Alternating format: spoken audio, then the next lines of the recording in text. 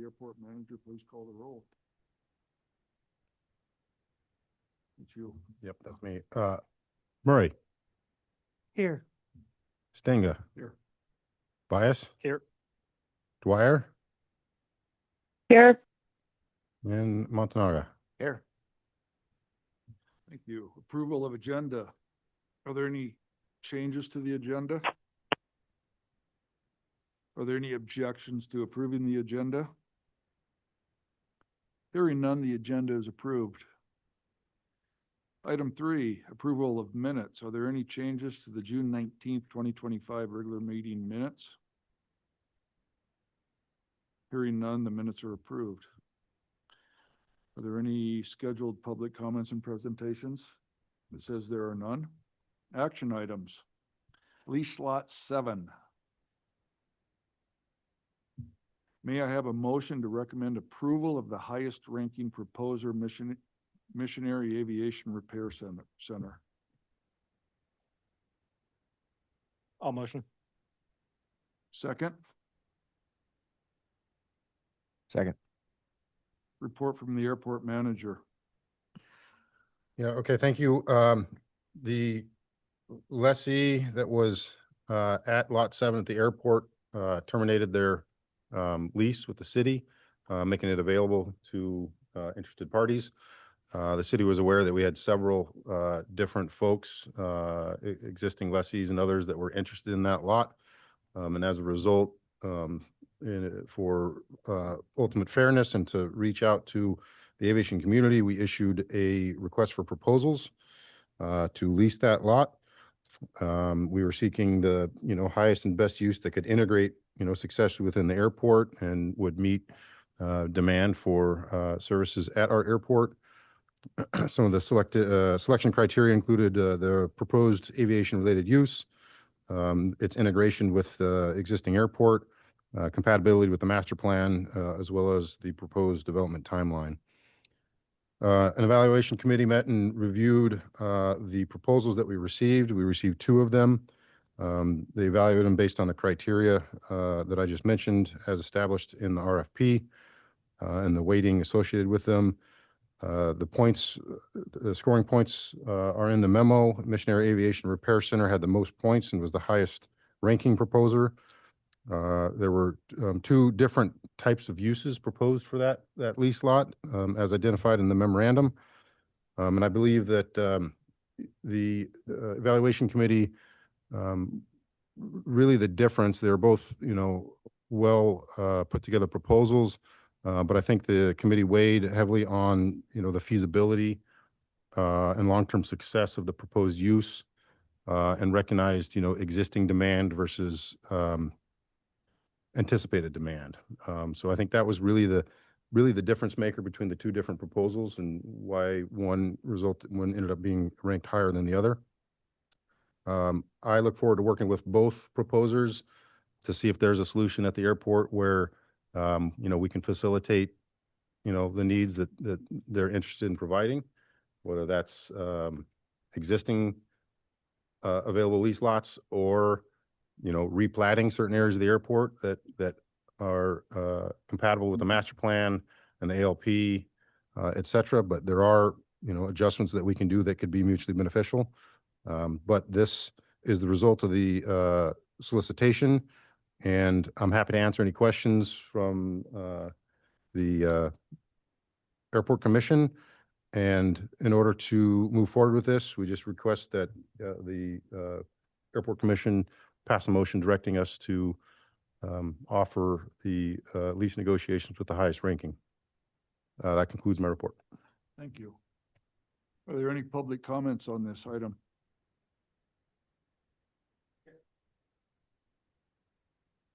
Yes.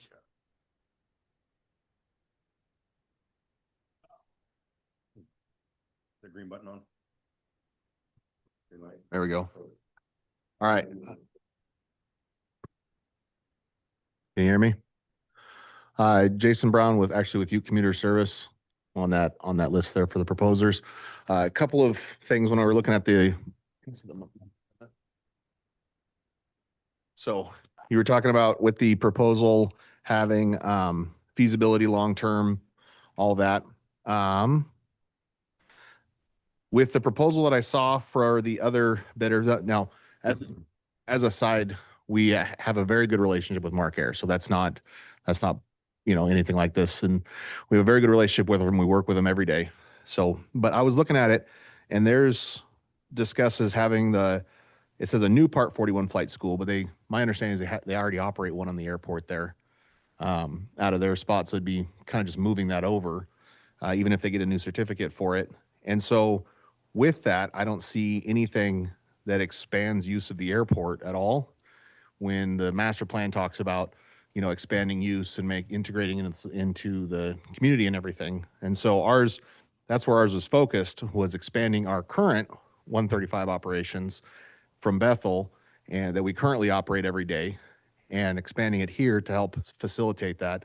This is a pretty important leg of that expansion, because we've moved into northern villages that are hub villages that aren't as well serviced from Bethel, Antioch, and St. Mary's particularly, and would be a lot better for the Postal Service, who we have a contract with, and Medicaid for the hospitals to be able to go from Anchorage to Antioch and back. And our Bethel spot is where we've expanded the most, or not Bethel, our Soldotna side, where we have a dispatch set up. And so that run from Soldotna to Anchorage and then out to Antioch and back is kind of integral for the whole thing. And this lot happens to be directly next to us, and it's the only one, and we can't do any of that if it's anywhere else. It's important that it be that one to integrate, and so we're not hopping around the whole airport for our operations. So I don't understand when you said the integration with the master plan and everything, and the feasibility and everything is we're adding things and expanding our current operating. So they both seem to be exactly the same feasibility. It's both, they're doing something they already do, we're doing something we already do. And ours would bring in more people. Theirs would, have classes, which is fine. We run a training school out of there as well for our own people. So I don't know how much time I have left, but I wanted to point that out. It just didn't seem to add up. And is there going to be, I don't know if I can ask questions here, but is there going to be a breakdown of how the points were allocated later? I saw that wasn't in here. Through the chair, you can submit a request to the city, and we can give you, So it won't be published, but I can request it. you can request some scoring so that you know where it's typical for proposals. Folks can request scoring results in an aggregate form, so you'll see what you scored on the individual criteria. Mhm. That is common. So you said us, but would we be able to see where both were scored?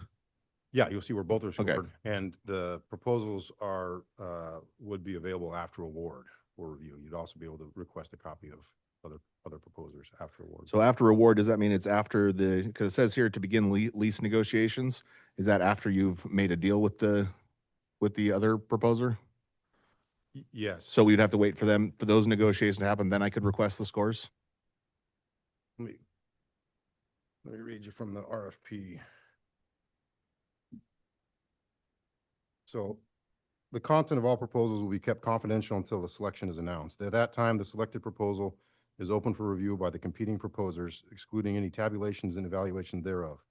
After the award of the lease, all proposals and tabulations will then become public information. Okay, so I can request it ahead of time, because that's what I understood from that, and then from what you'd said, I wasn't sure if that had still lined up. Okay, so, all right, and then I just wanted to throw that out there. We really want to get operations going out of here, but we need space to do it. The one we're in right now, right next door to it, we can't do that. We're pretty filled up with the dispatch, the finance office, and our training center.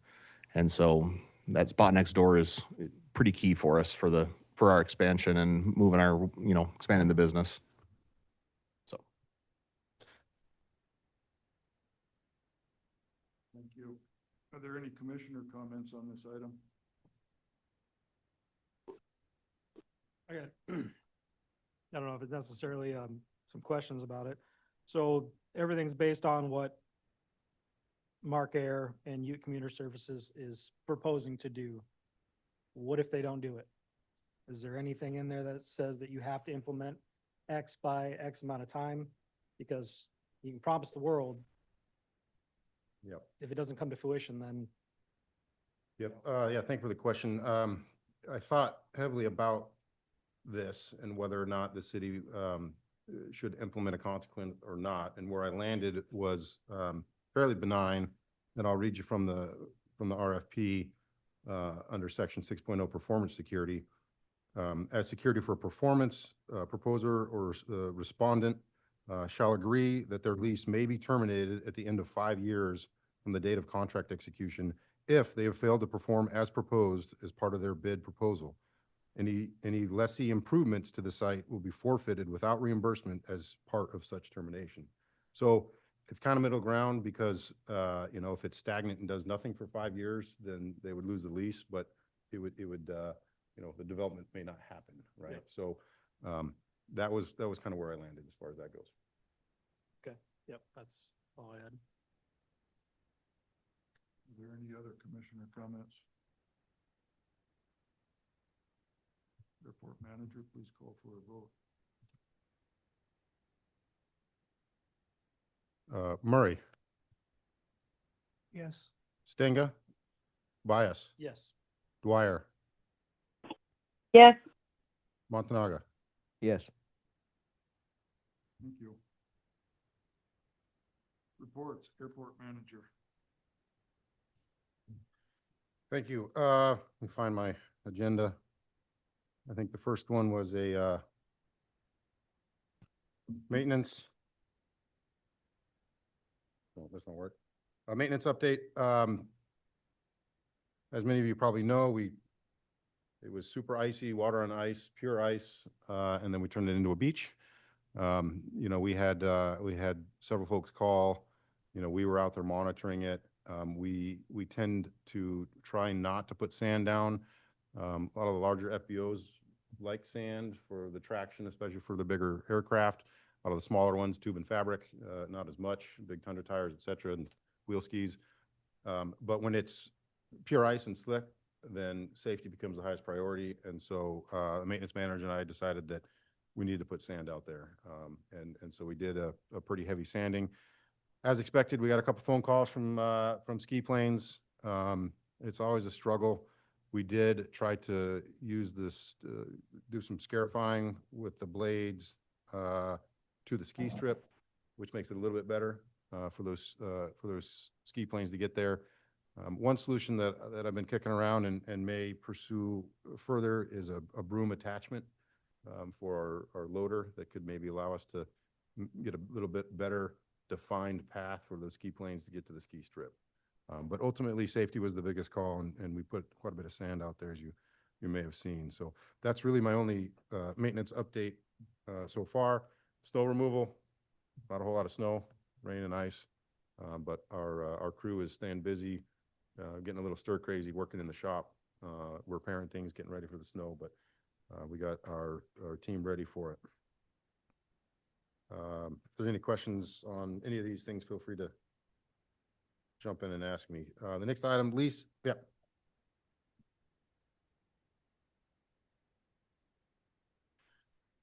Yeah, we will go out there and run our sweepers endlessly for as long as we can. And we don't put down nearly as much at the airport like we do in the streets. In the streets, it's, you know, we buy the sand and then we pick it up and then we dump it. So it's a never-ending cycle. But we will run our street sweepers at the airport to get the sand we put down. I should also mention that on the streets, we do have some salt in it for making it stick and stay. At the airport in the Shreb, we have non-chemical sand. It's just pure sand. So there's no corrosion issues for aircraft and things of that nature. It's just pure sand that we store in the snow removal equipment building. Next item, lease and tie down update. That I'm gonna have to follow up with an email on. Shelley's been out sick for a little bit. Not a whole lot of changes out there. We did have our annual, a little bit of a, you know, folks with floats and they swap back and forth between the airport and lakes, a little bit of movement, but not a lot of changes as far as the tie downs go. Next one's good news. IIJA, FAA, AIG allocation funds, like the FAA likes to use their acronyms. This is the final installment of the Infrastructure Investment and Jobs Act Airport Infrastructure Grant allocations. The city of Soldotna will be receiving $137,000 for this grant that can be put towards any airport-related projects. Something to think about is that room attachment. Our CIP data sheets that we submit to FAA does include equipment purchases, and a broom attachment is something that I'm going to look into, get some pricing and see, and that's something we could use to help with sand in the summer as well. That just came out not too long ago, so I'll be working on the grant application and doing the administrative work to get that money and then take it to council for appropriation. The next item, AIP Entitlement Funds. This year, we will be getting $150,000 in our non-primary airport entitlement funds. Those can be spent similar to through the same programming as AIG. Can be put towards any airport-related projects. So I'll be working on updating our CIP plan for the next 4 or 5 years.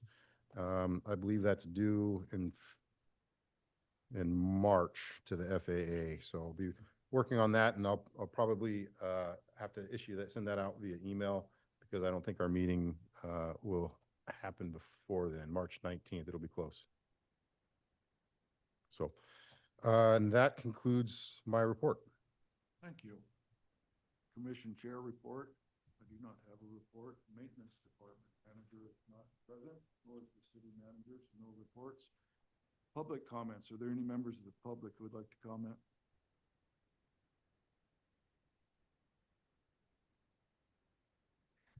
It looks like it's still on. Wade Renfro, U Commuter Service. I just wanted to point out that, obviously the selection's already been made. Hopefully we can work something out with you guys or Mark. Like Jason mentioned, doesn't do us much good if we have to have facilities across the airport, because the goal is to operate, a scheduled service integrated into our current system. I mean, I guess we could sell our facility and build a whole new one somewhere else, but that doesn't really, pencil out. For compatible uses, I don't think that would be incompatible. And as far as the benefits, having a scheduled service is something I think everyone would benefit from. Having the exact same service is what you've just voted on. So, I mean, there already is a flight service run there. It's the same flight service. There's talking about another building. So that's all I'd say. And also, I guess one other thing, in the event that we said, hey, we're going to do this and we failed, you don't have a scheduled service. If they say, hey, we're going to do this and we fail, they still have the same service. There's no difference at all. So, all right, thanks. Any council comments? Councilmember Parker? Thank you, Mr. Stinga. Just a couple of comments. One, the field house, of course, opened in early September, and the community has embraced the field house, and the usage has been astronomical. Pleased to see that. And they just changed out the 2 hard courts so everything's all AstroTurf now inside the field house. But the number of people that are walking is, the highest number was like 240 on one day. The lowest number that was recorded has been like 40. So a lot of people walking, and the fact that the hospital is providing free walking for seniors Monday through Friday, 8 to noon, has been, I think, probably a good impetus for some folks as well. Last night, we adopted our 2026 legislative priorities. We'll be putting together a brochure that we can provide to you if you want. Don't see any ledge priorities for the airport, but upgrades to Marydale and other facilities around town. And we try to focus on keeping that core to making improvements to the community that not only we residents of Soldotna use, but also folks in the surrounding area. And lastly, we had the annual report from the auditors, and once again, the city of Soldotna is financially strong. That's my report. Thank you. Any commissioner comments tonight? Moving on. Hearing none, the next meeting of the Soldotna Airport Commission will be held on March 19th, 2026 at 5:30 PM in these chambers. This meeting's adjourned.